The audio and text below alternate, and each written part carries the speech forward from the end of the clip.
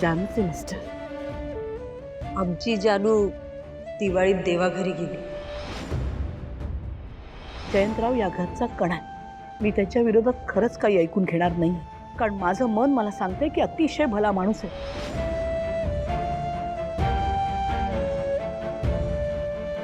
काकू काय लक्ष कुठे? भाजी जळली असती ना.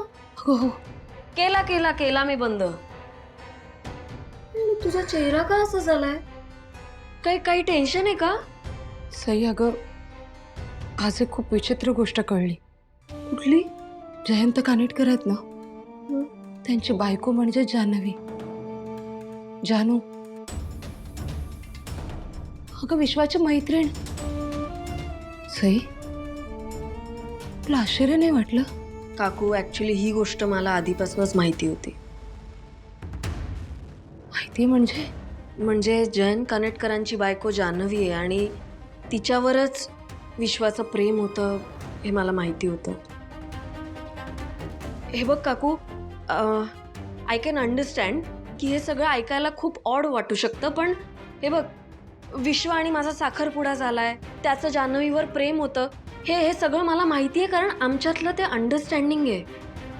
विश्वाने कधीच कुठलीच गोष्ट माझ्यापासून लपवली नाहीये. अगं पण सई, तुला कळतंय का? खानिटकरांची बायको या जगात नाहीये. म्हणजे अगं विश्वाची ती मैत्रीण,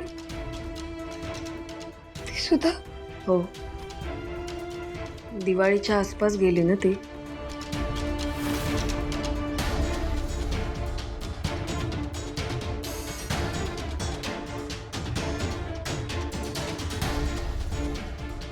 दिवाळीच्या आसपास म्हणजे ती जान्हवी. ॲक्च्युली विश्वाने मला हे तेव्हाच सांगितलं होतं, पण तो मला म्हणाला की तुला हे काही सांगायला नको, कारण तुला टेन्शन येईल. काकू तू जरा बसतेस का? तेच कसली, इथं पायाखालची जमीन सरकली माझ्या. तुला माहितीये सई, लक्ष्मी माझी फार जवळची मैत्रीण. जान्हवी तिची मुलगी होती, ती गेली हे मला आज कळलं. आणि त्या जान्हवीचा नवरा म्हणजे जयंत कानिटकर हे सुद्धा मला आजच कळलं. जग किती छोट आहे ना ग, फार धक्कादायक आहे सगळं. विश्वाला माहिती आहे की जानू तुझ्या मैत्रिणीची मुलगी आहे?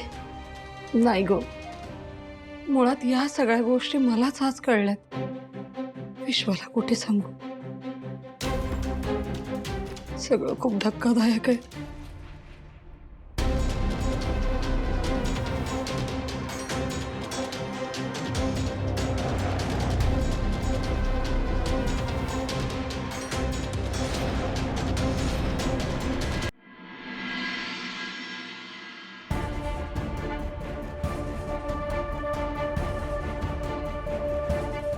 काय रे संपत, नेमकं काय झालं? अगं आई, आपल्या पक्षाच्या कार्यकर्त्याने हाफ मर्डर केली आहे.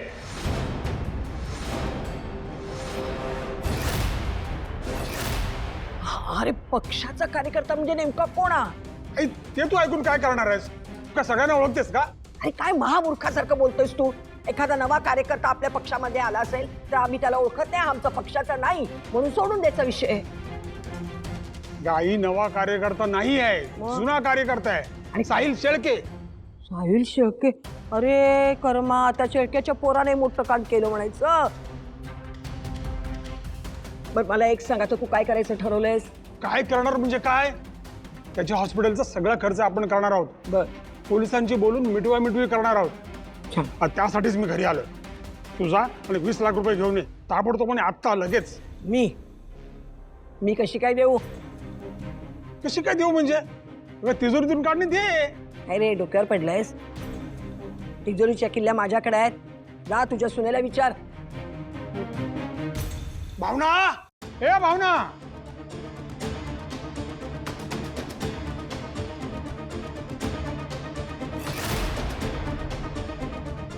काय झालं काका?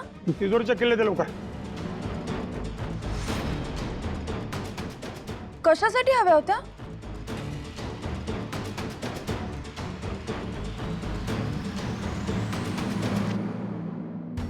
तुला माहितीये सई, लक्ष्मी माझी फार जवळची मैत्रीण. त्या जान्हवीचा नवरा म्हणजेच जयंत कानिटकर. विश्वाला माहिती आहे की जानू तुझ्या मैत्रिणीचीच मुलगी आहे ते? नाही गो, मुळात या सगळ्या गोष्टी मलाच आज कळल्यात. आई आणि लक्ष्मी काकू मैत्रिणी आहेत. अधूनमधून त्यांच्या भेटी होत असतात. आता सतत आईच्या डोक्यात हे फिरत राहील की माझं ज्या मुलीवर प्रेम आहे ती तिच्या मैत्रिणीची मुलगी आहे, जी ह्या जगातही नाहीये आता.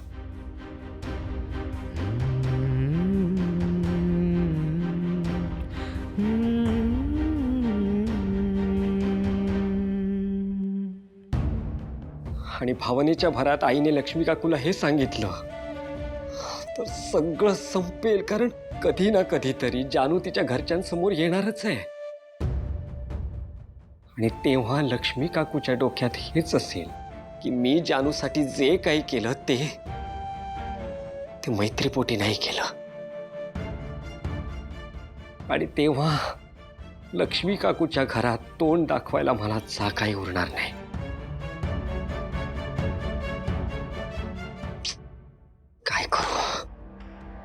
काय करू? आईला विश्वासात घेऊन खरं सांगू का?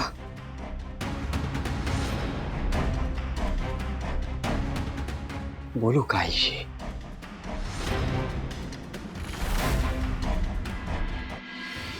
भावना, दे किल्ल्या, पक्षाच्या कामासाठी हव्यात.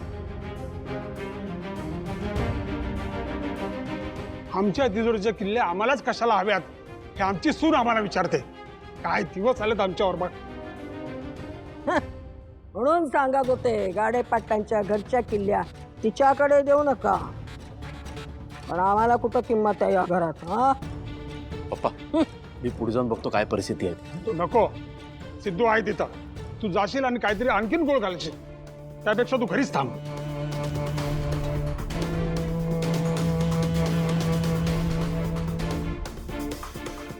दे किल्ल्या दे लवकर.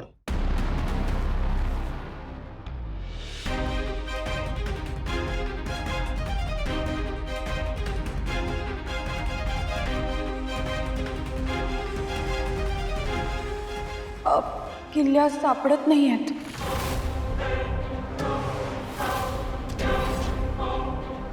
काय म्हणालीस? किल्ल्या सापडत नाही म्हणजे काय बोलतेस काय तू? अहो, खरंच सापडत नाहीयेत. मी माझ्या खोलीत सगळीकडे शोधलं पण नाही मिळालं मला आता किल्ल्या. अरे काय डोकं ठिकाणावर आहे काय तुझं? अगं गाडे पाटलांच्या घरच्या तिजोरीच्या किल्ल्यांविषयी बोलतोय आपण. तुझ्या माहेरच्या घरच्या कुलपांच्या किल्ल्यांविषयी नाही बोलत आपण.